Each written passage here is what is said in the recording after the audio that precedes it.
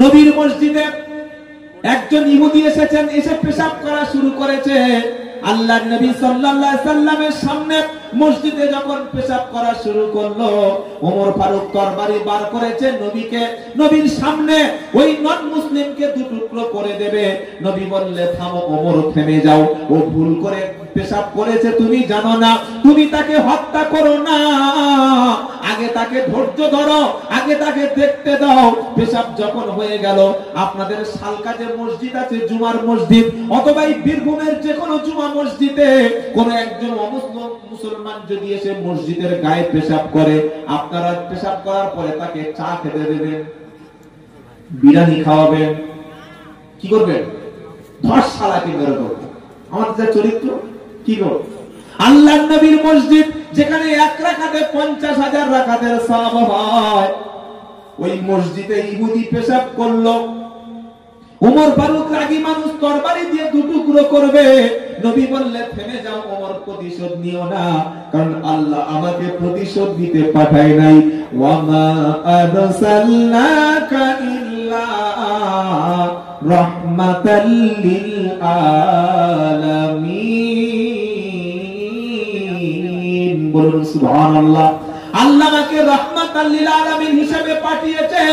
পেশাব যখন হয়ে গেল, নবী ডেকে বলল, শোনো, কাজটা কি করলে? এটা কি বাথরুম? এটা কি টয়লেট? এটা সিজদার জায়গা, এমন কাজটা করো না। লোকটা যখন ভুল বুঝতে পারলো, অনুতপ্ত অনুশোচনায় মুহাম্মদ সাল্লামের পায়ে পড়ে ক্ষমা চেয়ে নিল, আর আল্লাহর নবী তাকে চিরদিনের মতো ক্ষমা করে দিল। জোরে বলুন সুবহানাল্লাহ। সুন্দরতম আখলাক ছিল দয়ার নবীজি, দিনের তরে ছিলেন তিনি অতি বড় বীর। সবাইকে তিনি করিতেন ক্ষমা, সবাইকে তিনি করিতেন ক্ষমা, করুক যতই বড় ভুল। নামটি তাহার মুহাম্মদ, তিনি বিশ্ব রাসূল, তিনি বিশ্ব রাসূল। এবার শেষ করে দিই নাকি? 12:40 হয়ে গেল। এবার শেষ করে দিই। কি বলছেন না? বাড়ি যাচ্ছে, এবার বাড়ি চলে যাবে। আমি এবার যা শুনে না যেতে বলে আর বিপদে পড়ে গেছি। বাবা যেটা আল্লাহ ভাইরা, তাহলে একটা মুসলমান কখনো খুনি হয় না, আর যে খুন করে সে কোনদিন মুসলমান। ও খুনি, ওর কোনো ধর্ম নাই।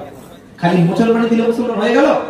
কি গো, মুসলমানি দিলে মুসলমান বলে না, গরুর মাংস খেলে মুসলমান বলে না, মাথায় টুপি দিলে মুসলমান বলে না। তাহলে মুসলমানকে মান সালিমাল মুসলিমুনা মিন লিসানিহি ওয়া ইয়াদিহি, যার জবান থেকে, যার হাত থেকে তার প্রতিবেশীরা, তার মুসলিম ভাইরা নিরাপদ, সেই হলো মুসলমান। সুবহানাল্লাহ বলবেন না? আবার বলা হলো নবীকে, মুসলমানকে। নবী বলল, সে ব্যক্তি মুমিন না যে ব্যক্তি পেট পর্যন্ত, গলা পর্যন্ত খেলো, আর প্রতিবেশী ক্ষুধার্ত অবস্থায় ঘুমিয়ে গেল, ওকে কখনো মুসলমান বলে না। আপনি বিরিয়ানি করেছেন, জামাই এসছে, মারাত্মক খাবার, আর পাশে ক্ষুধার্ত ব্যক্তি, রাত্রেবেলা ভাত আছে, তরকারি নাই, বা দুটো রুটি আছে, বাচ্চারা বলছে, মা কি দিয়ে খাবো? কি আর কপালে আছে বাবা, ঘুমিয়ে পড়, আর পাশের ঘর থেকে বিরিয়ানি বা বিভিন্ন রকম খাবারের সেন্ট আসছে। আপনি মুসলমান, ইমানদার দাবি করতে পারবেন না। এজন্য ইসলাম বলছে, তুমি মানুষকে খেতে দাও। তুমি যদি গরিবের পাশে দাঁড়াও, তুমি যদি মানুষকে খেতে দাও, কিয়ামতের দিন জান্নাতে খেতে দেবেন কে? আল্লাহ। কোরআনের মেসেজ আপনাদের কাছে শেয়ার করলাম। ইসলাম সবচাইতে সন্ত্রাস বিরোধী ধর্ম। ইসলাম যদি সন্ত্রাসী কর্মকাণ্ড জড়িত থাকতো, বিশ্বের 57টা দেশে প্রতিদিন অমুসলমানদেরকে কাটা হতো, কিন্তু না, একটাও অমুসলিমকে ধর্মীয় কারণে কোনোদিন হত্যা করা হয় না, আর ভবিষ্যতে কোনো অমুসলিমকে কোনো মুসলমান ধর্মের জন্য হত্যা করবে না। সুবহানাল্লাহ বলেন। শেষ যে মেসেজটা শেয়ার করে চলে যাব, সেটা হচ্ছে এই, ইসলাম সবচাইতে বেশি অধিকার দিয়েছে, ইসলামের সবচাইতে বেশি মর্যাদা পেয়েছে নারীরা। সুবহানাল্লাহ বলবেন না? জোরে বলবেন না সুবহানাল্লাহ? কোন যুগে? যে যুগে মেয়ে হওয়া মানে গলা টিপে মাটির মধ্যে পুঁতে দিয়ে হত্যা করে দিত। নবীজি বললেন না, যদি কোন ব্যক্তি তার 3টি কন্যা সন্তান হয়, 3টি কন্যা সন্তানকে লেখাপড়া শিক্ষা দেবে, দিনদার পরেশগার ও চরিত্রবান এমন কোন সন্তানের সঙ্গে 3টে মেয়েকে বিয়ে দেবে, আমি নবী মুহাম্মদ বলুন সাল্লাল্লাহু আলাইহি সাল্লাম আর 3 কন্যার পিতা জান্নাতে পাশাপাশি থাকবো। সুবহানাল্লাহ বলবেন না? যে যুগে মেয়ে হওয়াটাই অপরাধ, নবী বললেন 3 কন্যার পিতা আমি নবী মুহাম্মদ সাল্লাল্লাহু আলাইহি ওয়াসাল্লাম জান্নাতে পাশাপাশি থাকবো। সুবহানাল্লাহ পড়ে। যে যুগে মেয়ে হলে বাপের অংশ থেকে মেয়েকে বাপ, সম্পত্তি থেকে বাপ মাহরুম করে দিত, ইসলাম বলছে লিযযাকারু মিসলু হাজ্জিল উনসায়াইন, পুরুষ যতটা সম্পত্তি পাবে নারী তার বাপের সম্পত্তিতে পুরুষের অর্ধেক সম্পত্তি পাবে। সুবহানাল্লাহ। আজ থেকে 200 বছর আগে ভারতবর্ষে কোন অমুসলিম মহিলা বাপের সম্পত্তিতে অধিকার পেত না। তারা হাইকোর্টে কেস করলো, মুসলমানরা যদি বাপের সম্পত্তিতে পায় আমরা পাবে না কেন? এখন আবার নতুন করে তাদের সম্পত্তি দেওয়া হচ্ছে। এটা ইসলাম শিক্ষা দিয়েছে। 3 নম্বর হলো বিয়ের সময় ইসলাম নারীকে পুত্র বা ছেলে বা একজন তার স্বামীকে পছন্দ করার অধিকার ইসলাম দিয়েছে।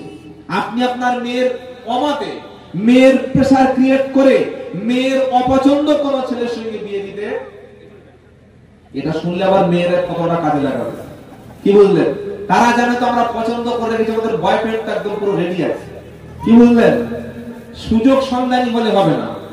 আপনার মেয়েকে বিয়ে দেওয়ার জন্য সবচাইতে যে পাত্রটা আপনি চয়েস করবেন ওটা পয়সাওয়ালা, টাকাওয়ালা, সম্পদশালী এগুলো না। আগে দেখবেন তার মধ্যে দিন আছে কিনা, চরিত্র আছে কিনা। ফাসবার বিজাতির দিন, দিন ছাড়া, ইসলাম ছাড়া, পরেশগার মুত্তাকি তাকওয়াওয়ালা ব্যক্তি ছাড়া যদি আপনার মেয়েকে অন্য কোন পুরুষের সঙ্গে দেন বিয়ে, ওটা বিয়ে হবে না, ওটা আপনার মেয়েটাকে ধরে একজন পয়সাওয়ালার কাছে বিক্রি করে দেওয়া হবে। কি বলছি বুঝতে পারছেন না? এজন্য সবচাইতে কঠিন সিদ্ধান্ত বাপ মার জন্য ছেলে মেয়ের বিয়ে দেওয়ার সময়। ওই সময় যদি ছেলে বা মেয়ে নির্বাচন করার ক্ষেত্রে ভুল করেন জীবনে পস্তে যেতে হবে। এবার ইসলাম এটা বলে আমি শেষ করে দেব, যখন একটা নারী বিয়ে হয়ে গেল, বিয়ে হয়ে যাওয়ার মানে আমরা মুসলমানরা মনে করি আমার একটা কাজের মেয়ে নিয়ে চলে আসলাম। কি গো, বাড়ির শাশুড়িরা বলে জানিস আমার ছেলে বড় হয়ে গেছে রে, গোপদানি উঠে গেছে, ওর একটা বিয়ে লাগবে। তো সকলে বললো বিয়ে লাগবে কেন? তখন বললো দেখতে পাচ্ছ না আর কতদিন সংসারে কাজ করবো, আমার সেই শরীর আছে? এইবার রান্না বান্না, জামা কাপড় কাচা, ঘরের মধ্যে কাজগুলো আমার ছেলের বৌমা এসে করবে। ওয়াল্লাহি আল্লাহর কসম করে বলছি, একটা নববধূ আপনার ঘরে কাজের জন্য আসে নাই। একটা পুরুষের যতটা অধিকার আছে একটা স্ত্রীর সংসারে সেই অধিকার আছে। সুবহানাল্লাহ বলেন। সেই অধিকারটা বিশ্ব নবী দিয়েছেন। মুহাম্মদ সাল্লাল্লাহু আলাইহি ওয়াসাল্লাম স্ত্রীদেরকে অমানুষের মতো নির্যাতন করতেন না, তাদের দিয়ে সংসারে কাজ করাতেন না। শুধুমাত্র নবীজি দিনের দাওয়াত দিয়ে দাওয়াত ও তাবলীগের কাজ করে বাড়ি ফিরেছেন, এসে দেখছেন রান্না বান্নার কাজ বাকি আছে। বিশ্ব নবী স্ত্রীর উপরে টর্চার করেন নাই। ফিজিক্যাল এন্ড মেন্টাল টর্চার পুরুষের মধ্যে স্বভাব আছে না নাই? নবীজি আয়েশাকে থাপ্পড় মারে নাই, বড় কথা বলে নাই, এখনো বলে নাই যে কেন রান্না হলো না, কখন খাবো, তুমি কি করছিলে বাড়িতে, এমন কথা না বলে বিশ্বনবী মুহাম্মদ মুস্তাফা সাল্লাল্লাহু আলাইহি সাল্লাম নিজের স্ত্রীর কাজে রান্নায় সহযোগিতা করেছে। সুবহানাল্লাহ বলে।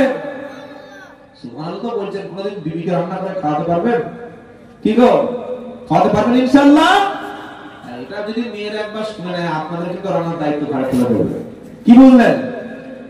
আল্লাহর নবী তারপরে বললেন তোমরা যেমন খাবে তোমাদের স্ত্রীদেরকে সেইভাবে খাওয়াবে, তোমরা যেমন পোশাক পরবে স্ত্রীদের সেইভাবে পোশাক পরবে। তাহলে একটা মেয়ে বিয়ের পরে বৌমা হয়ে গেল, এরপরে যখন বাচ্চা আসলো তখন আল্লাহ তাআলা নারীর সম্মান আরো একটা ধাপ বাড়িয়ে দিল। সুবহানাল্লাহ পড়ে। বাচ্চা হয়ে গেল মানে তিনি মা হয়ে গেলেন, মা হয়ে যাওয়া মানে সম্মান বেড়ে গেল। নবীকে প্রশ্ন করা হয়েছে খেদমত করব কার? নবীজি বললেন তোমার মা। সাহাবারা প্রশ্ন করলেন সুম্মা মান, তারপরে কে? নবী বললেন ক্বালা উম্মুক, তোমার মা। আবার প্রশ্ন করলো তারপরে কে? নবী বলল তোমার মা। আবার প্রশ্ন করলো তারপরে কে? নবীজি বলল মা।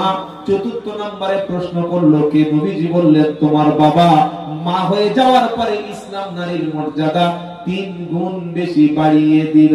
জোরে বলুন সুবহানাল্লাহ।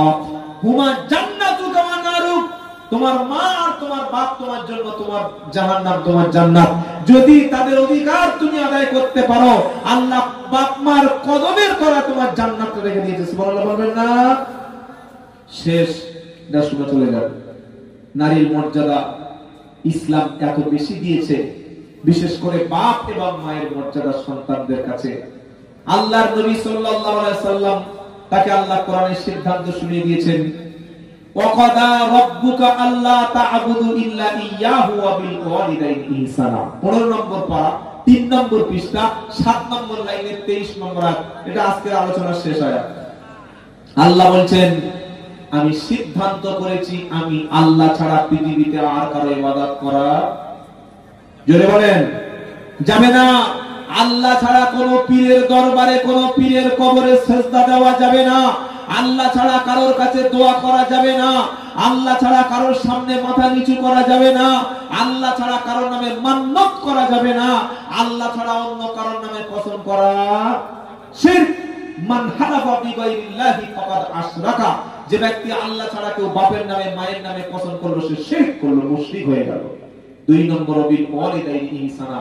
শেষ কথা বলে দিচ্ছি, আল্লাহ বলেন আল্লাহর পরেই যাদেরকে সবচাইতে বেশি ইহসান করবে তারা তোমার বাবা মা। সুবহানাল্লাহ বলেন।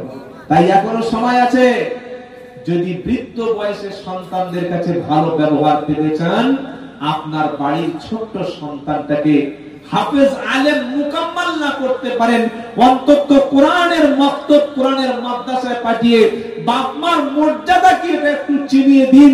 ইনশাআল্লাহ আপনার সন্তান আপনার সঙ্গে সবচেয়ে সম্মান দিয়ে কথা বলবে। সুবহানাল্লাহ বলে। কেন? ইম্মা ইয়াবলুগান্না ইনদাকাল কিবারা আহাদুহুমা আও কিলাহুমা ফালা তাকুল লাহুমা উফফি ওয়ালা তানহারহুমা ওয়া কুল লাহুমা কাওলান কারীমা। শেষ কি বলছেন আল্লাহ? বাপ অথবা মা দুজনের মধ্যে একজন যদি বৃদ্ধ হয়ে যায়, একজন যদি তারা অসুস্থ হয়ে যায়, খবরদার তাদের সঙ্গে তুমি ধমক দিও না। ওয়ালা তানহারহুমা, ধমক দিও না। ওয়া কুল লাহুমা কাওলান কারীমা, সম্মানজনক কথা তোমার বাপ মায়ের সাথে বলো। তোমার ব্যবহারে উফফি ওয়ালা তানহারহুমা, তোমার বাবা মা যেন তারা উফ এই শব্দটুকু না করে। আর বাবা মা মারা গেলে তাদের জন্য দোয়া করতে হবে। কার কাছে? জোরে বলুন। কি দোয়া? রব্বিরহামহুমা কামা রাব্বায়ানি সগীরা। সকলে পড়েন রব্বিরহামহুমা কামা রাব্বায়ানি সগীরা। বেশ, আলোচনা এখানে আমরা শেষ করছি। কয়েকটা বিষয় আপনাদের শেয়ার করলাম। তাই মাদ্রাসা বেঁচে থাকলে ইসলাম টিকে থাকবে, মাদ্রাসা থাকলে আমাদের ঈমান থাকবে। মাদ্রাসা শেষ, ইসলাম শেষ, ঈমান শেষ। কোরআন যেদিন, কোরআনের কারখানা যদি বন্ধ হয়ে যায়, মুসলমানদের ঈমান শেষ। তাই সকলে আজ থেকে শপথ করি, জান দিয়ে মাল দিয়ে আল্লাহ এবং রাসূলের